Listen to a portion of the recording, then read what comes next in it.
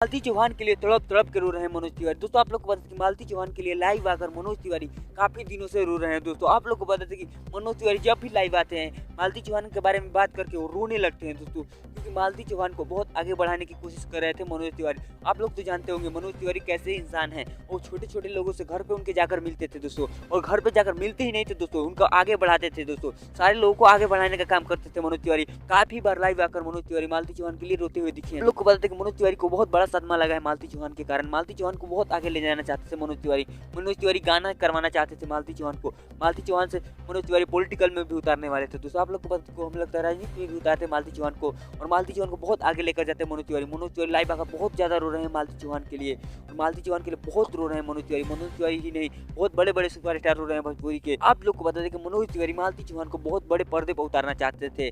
मालती चौहान के लिए बहुत बड़े बड़े काम कर रहे थे मनोज तिवारी, और लाइव आकर आज रो रहे हैं मालती के लिए। मनोज तिवारी भी बोल रहे हैं कि विष्णु ही के कारण ही मालती चौहान के साथ ऐसा हुआ है। दोस्तों आप लोग को बताते कि मालती चौहान के लिए इतना ज्यादा रो रहे हैं हमारे भोजपुरी के सुपरस्टार मनोज तिवारी। और मनोज तिवारी क्यों न रोए दोस्तों, आप लोग बताएं मनोज तिवारी क्यों न रोए, जो बड़े बड़े सपने देखे थे मालती चौहान को आगे बढ़ाने के लिए, वो रोएंगे नहीं तो क्या करेंगे दोस्तों।